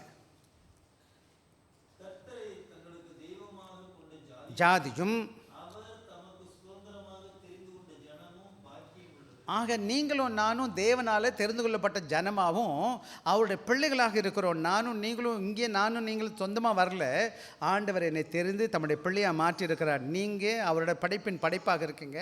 அவர் உங்களை தேவன், அவர் மெய்ப்பராக இருக்கிறார். அவர் உங்களோட ஆண்டவராக இருக்கிறார். அவங்களுடைய தெய்வமாக இருக்கிறதுனால அவர் யார் என்பது அறிந்து தான் உங்கள் ஆராதனை காணப்படணுமே தவிர சும்மா எல்லாரும் சொல்கிறாங்கன்னு செய்யக்கூடாது. அப்படி இருக்கிறதுனால எப்படி நான் வரணும்னு கேட்டிங்கன்னா, மனப்பக்குவத்தில் தாழ்மையோடு கூட, தாழ்மையோட பயத்தோடு கூட அவர் சமூகத்தில் வரணும். யார் அவர்? என்னுடைய படைப்பின் தேவன், என்னுடைய மேய்ப்பராக இருக்கிறார், என்னுடைய ஆண்டவராக இருக்கிறார். எனவே நாம் யாருடைய பிள்ளைகளாக இருக்கிறோம்? அவருக்கு சொந்தமான ஜனங்களாக இருக்கிறோம். அதான் அங்கே வாசித்தோம் சங்கீதம் 33. அவருடைய சொந்தமான ஜனமாக இருக்கிறோம், அவருடைய ஆடுகளாக காணப்படுகிறோம். அது மாத்திரம் கிடையாது.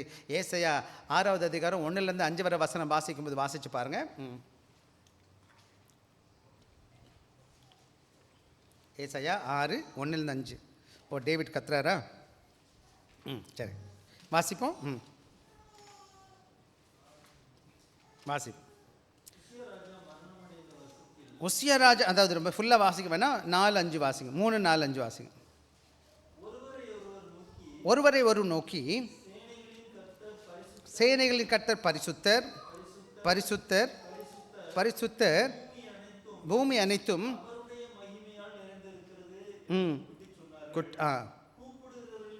சத்தத்தால் நிறைந்தது.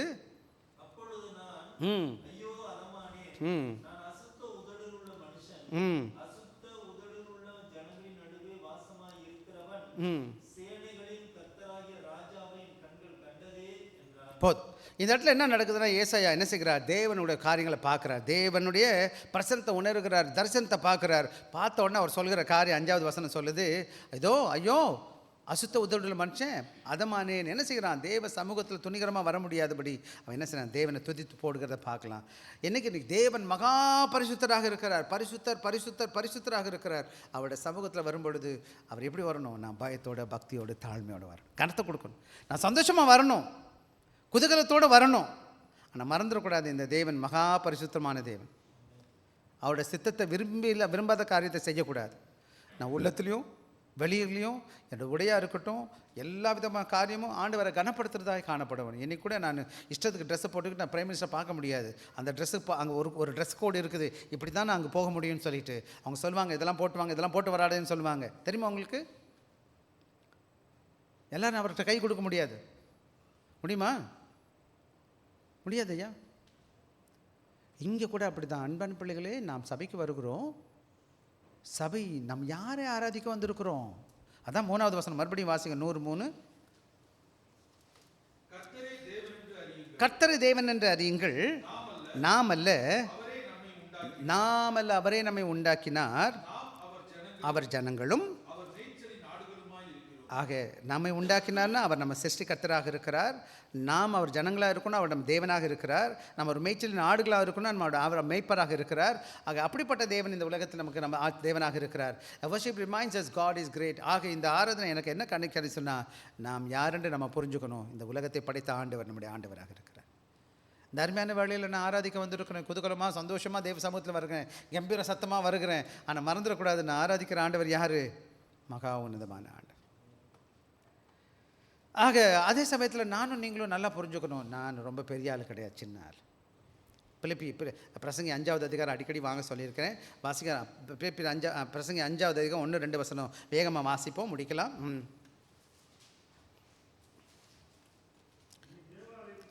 நீ தேவாலயத்துக்கு போகும்போது உன் நடையை காத்துக்கொள், மூடர் பலியிடுவதை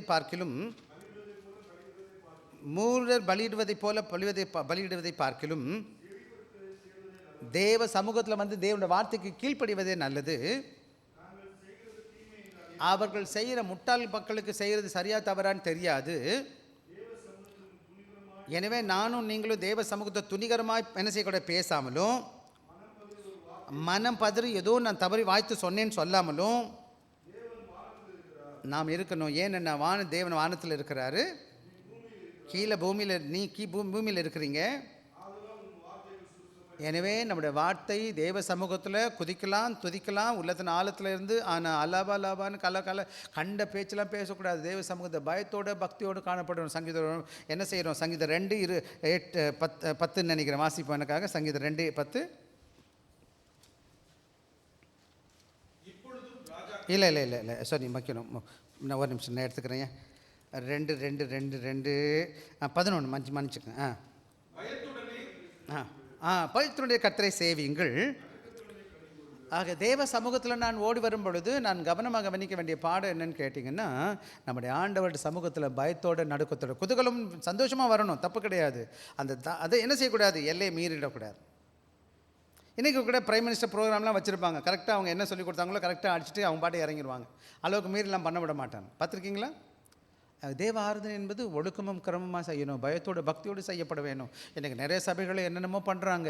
ஒரு சபையில் நான் போயிருந்தேன், ஒரு முக்கியமான நிகழ்ச்சிக்கு. என்னுடைய ஒரு அம்மா இறந்துட்டாங்க, மீட்டிங் நடத்துவதற்கு. இங்கே பார்த்தா இங்கே முன்னாடி நின்று என்ன செய்கிறாங்க? ஃப்ளாக் டான்ஸ் என்னமோ டான்ஸ் ஆடிக்கிட்டு இருந்தாங்க, 3 பேர் அங்கே நின்றுக்கிட்டு. இதில் வேறு இந்த 3 பிள்ளை ஆடுற ஆள்களில் அந்த பிள்ளைங்க ஹீன்னு சிரிச்சுக்கிறா ஒருத்தியை பார்த்து.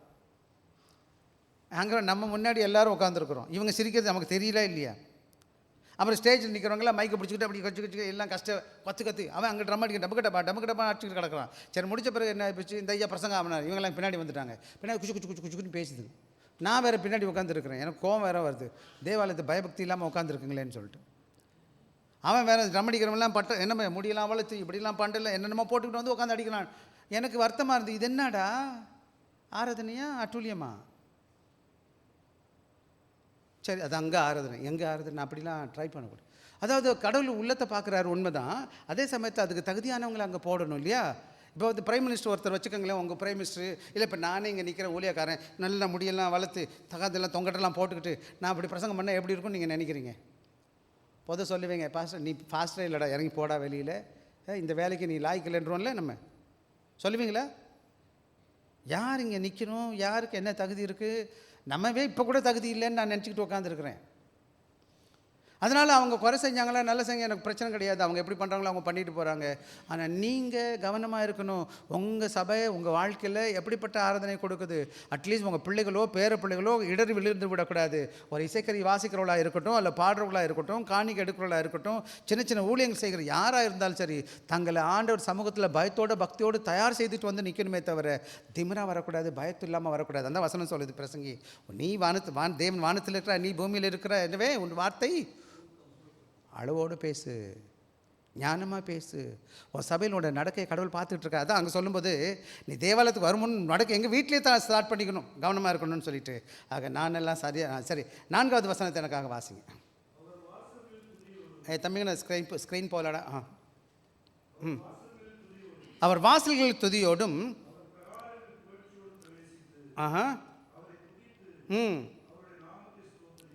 ஆக 2வது முக்கியமான enter his gate with thanksgiving and his court with praise. ஆக 2வது முக்கியமான காரியம் இந்த 4வது முக்கியமான காரியம் என்னென்னு கேட்டிங்கன்னா, அவர் வாசல்கள் துதியோடும் அவர் பிரகாரங்கள் புகழ்ச்சியோடும் பிரவேசித்து அவரை துதித்து அவருடைய நாமத்தை ஸ்தோத்திரியுங்கள். நிறையா வார்த்தை இருக்குது பாருங்கள். துதியோடும் புகழ்ச்சியோடும் துதித்து அவர் நாமத்தை ஸ்தோத்திரியுங்கள் அப்படின்னா நன்றி செலுத்துங்க. நன்றி செலுத்துகிற காரியம் எப்படி வரணும் தேவ ஆலயத்துக்கு வரும்போது? என்னோடய ஆண்டவர் இந்த புலகத்தை படைத்தவர், அவருடைய ஜனமாக இருக்கிறேன், அவருடைய அவர் என்னுடைய மெய்ப்பன், நான் அவருடைய ஆடாக இருக்கிறேன். அப்படின்னா அவர் தான் எல்லாவற்றையும் என்னை பாதுகாத்து நடத்தியிருக்கிறார் என்பதனால நான் என்ன செய்ய போகிறேன்னு கேட்டால், என்னோடய உள்ளத்தில் ஆண்டவருக்கு செய்கிற gratitude is the heart of worship. ஆக நன்றி உள்ள இருதயத்தோடு வரணும். சபையில் எப்படி வரணும்? ஏன் நன்றி ஆண்டவரே நன்றி. நிறைய பாட்டெலாம் பாடுறீங்க, நன்றி நன்றின்னு நிறைய நன்றி சொல்கிறீங்க. நன்றி ரொம்ப நல்லது.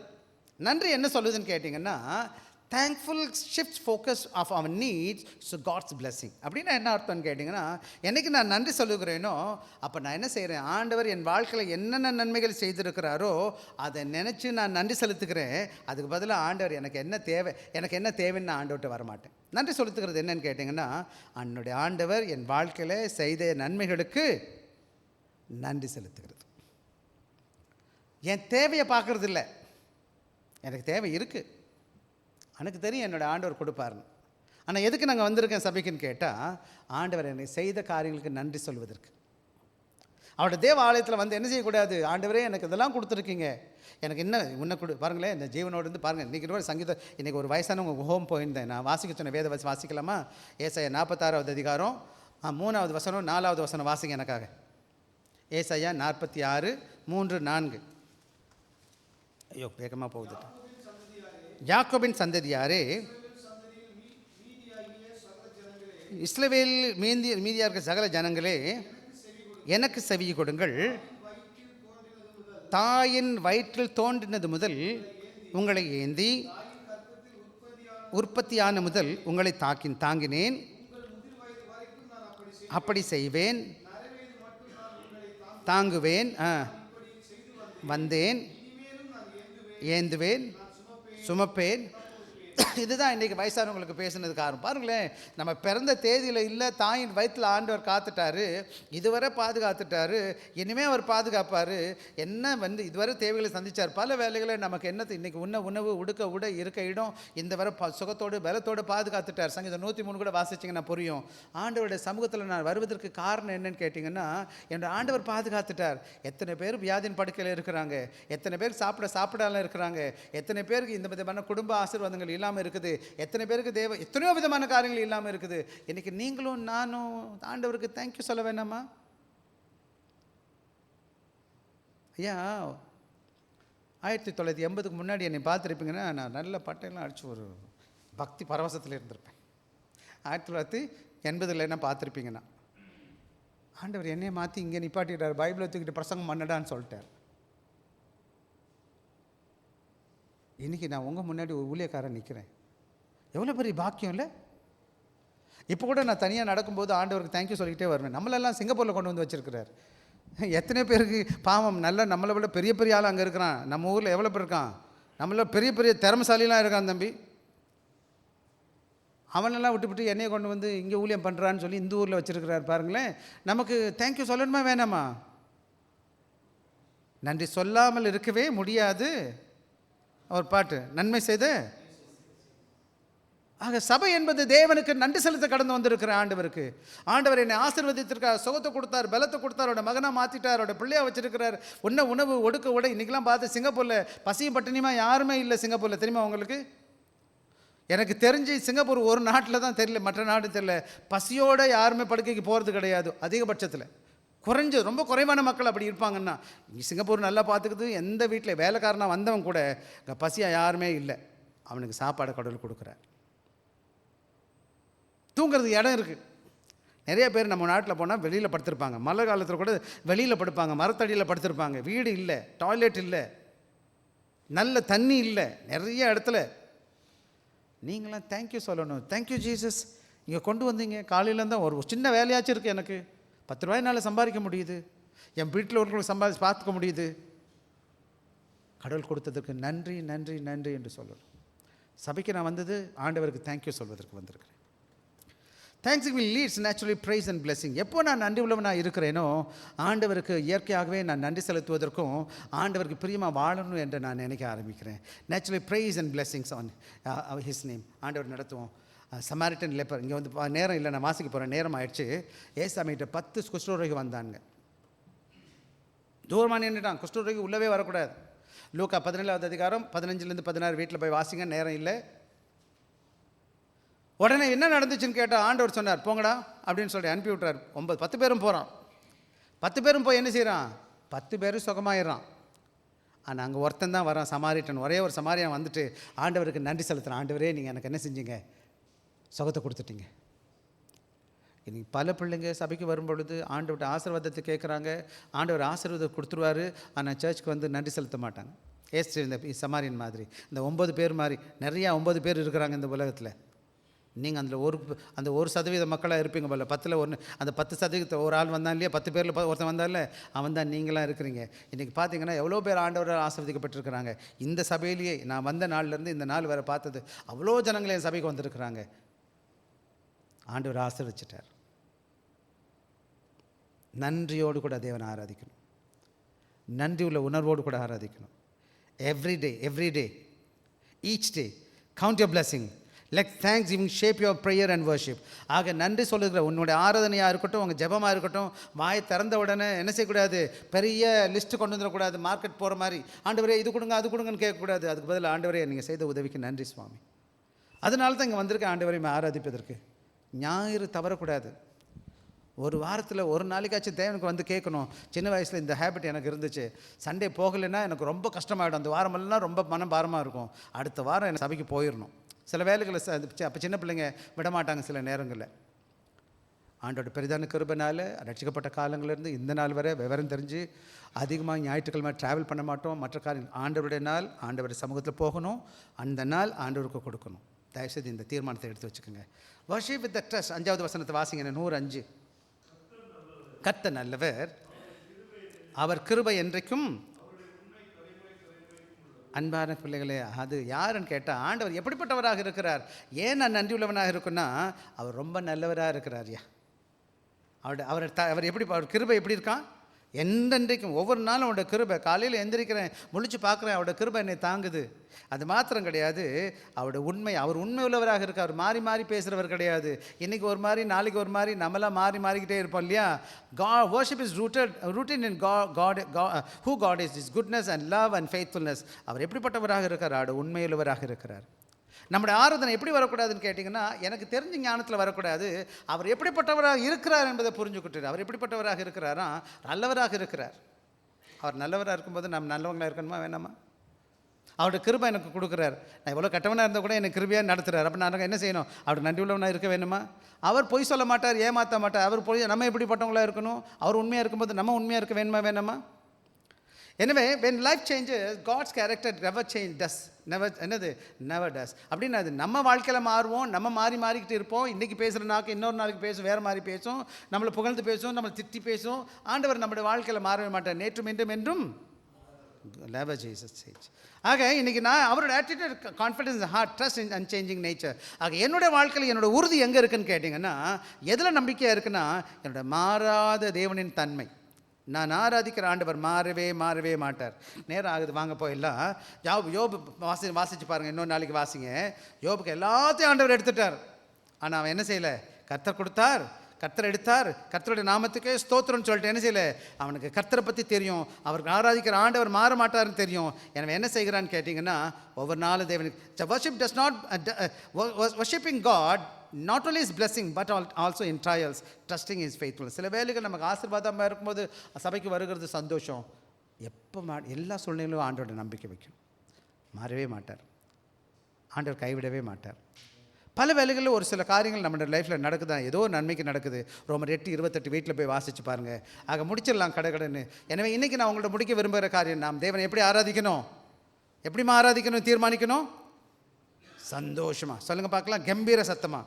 அப்புறம் இன்னொரு எப்படி, நன்றி உள்ள இருதயத்தோடு. எப்படி ஆராதிக்கணும்? நம்ம எல்லாரும் நன்றி உள்ள இருதயத்தோட. எப்படி ஆராதிக்கணும்? தாழ்மையோட, ஹியூமிலிட்டியோட. எல்லாத்துக்கும் மேலே என்ன செய்யணும்? தேவனுக்கு கொடுக்க வேண்டிய கனத்தை கொடுக்கணும். 4 things: worship with joy, worship with gratitude, worship with humility, worship with reverence. புரியுதா நான் சொன்னது? ஏதாச்சும் எல்லாம் மேலே சொன்னதெல்லாம் புரிஞ்சில்லைன்னா பரவாயில்ல, தேவ சமூகத்தில் சந்தோஷமாக வாங்க நிறைய காரியம் வர்ஷிப் வித் கம்யூனிட்டி. தேவ பிள்ளைகளாக இணைந்து தேவனை ஆராதிக்க வர பாருங்க. தனியாக வீட்டில் உட்காந்துட்டு இருக்காதீங்க ஞாயிற்றுக்கிழமைகளில். ஆகா உங்கள் பொட்டி இருக்குது, அது எங்கேயும் போகாது. உங்கள் பெட் இருக்குது, அங்கே எங்கேயும் போகாது. உங்கள் வீடு எங்கேயும் போகாது. ஆண்டோட சமூகம் வரத்துக்கு ஒரு முறை தான் நம்ம மீட் பண்ணுறோம். தயவு செய்து மிஸ் பண்ணாமல் வர பாருங்கள். கடைசியில் முடிக்க விரும்புகிறேன். ஆக இந்த சங்கீதம் நமக்கு எப்படி ஆண்டவர் உண்மையாக ஆராதிக்கணும்னு கற்றுக் கொடுக்குது அன்பான பிள்ளைகளே. ஆண்டவரை ஆஸ்வதிப்பார். நம்ம எல்லாம் கண்ணை மூடிக்கலாம், ஜெபிக்க போகிறோம். ஒரே ஒரு பாட்டை நானே பாடி முடிச்சிட்றேன். நீங்கள் எல்லோரும் என்ன பாட்டை அந்த பாட்டு இருங்கப்பா நம்ம பாடுவோம். 232வது பாடல். யாரப்பா இசைக்கருவி வாசிக்கிறேன்? வாங்கப்பா முன்னாடி. 232. இந்த நேரத்தில் காணிக்கை எடுக்கிற நேரம் அன்பான பிள்ளைகளே.